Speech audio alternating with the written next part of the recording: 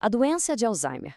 Para muita gente, só de ouvir essas palavras já dá uma sensação de medo, de algo inevitável, né? Uma condição que a gente associa muito com perda.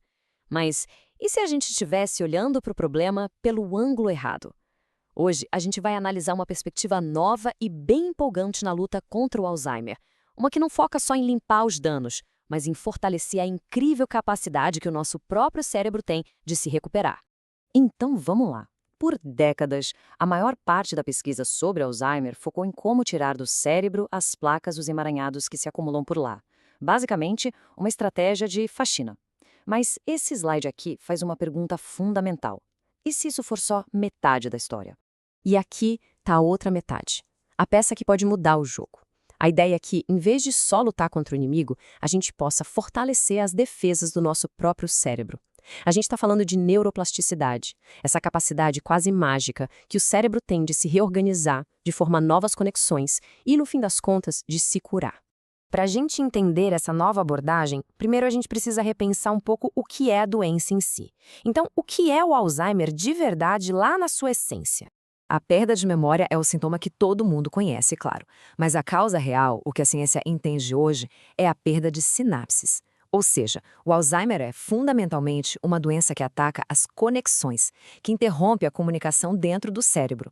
É uma doença da conectividade, uma falha na neuroplasticidade.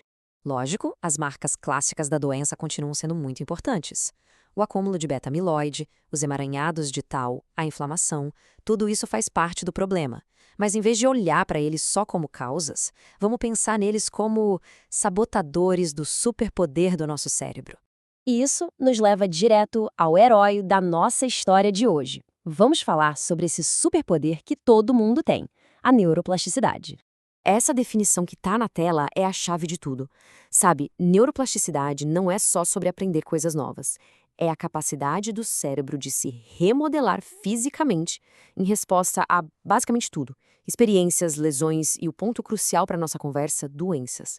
É a resiliência que já vem de fábrica no nosso cérebro. E é exatamente isso que o Alzheimer ataca.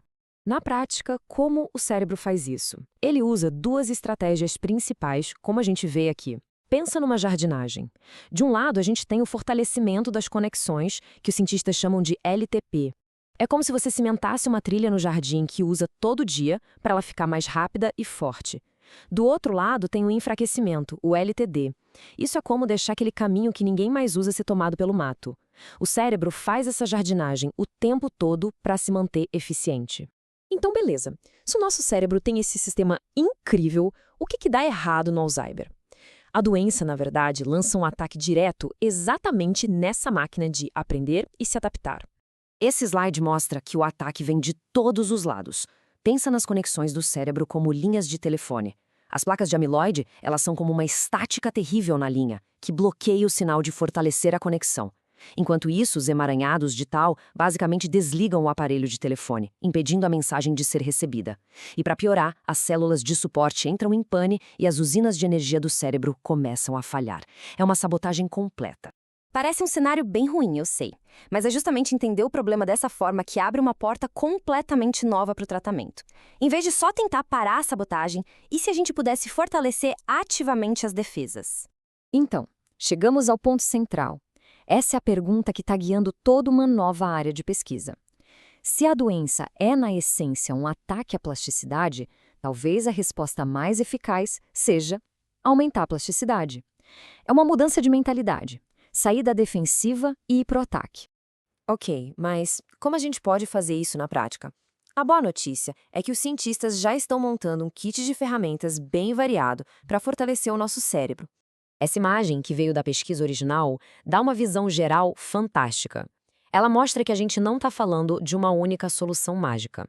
A gente está falando de um leque de intervenções que vão do estilo de vida a medicamentos, todas com o mesmo objetivo, melhorar a plasticidade e a criação de novos neurônios. Vamos ver algumas dessas ferramentas. As intervenções que não usam remédios são fascinantes. O exercício, por exemplo, libera no cérebro substâncias que funcionam como um adubo para novas conexões.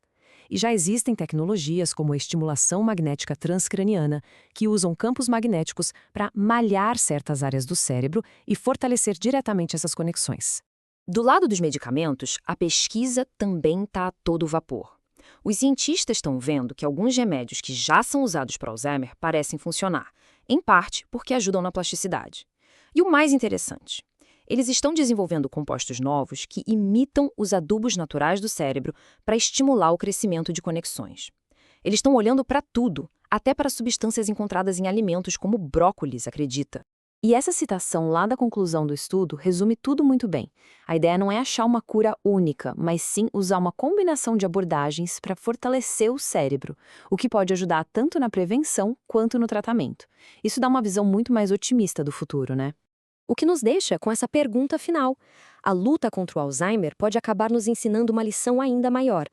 Talvez a chave para a saúde do cérebro ao longo da vida não seja só evitar danos, mas sim cultivar ativamente essa capacidade incrível que ele tem de mudar, crescer e se adaptar. Talvez o futuro dependa simplesmente de manter os nossos cérebros plásticos.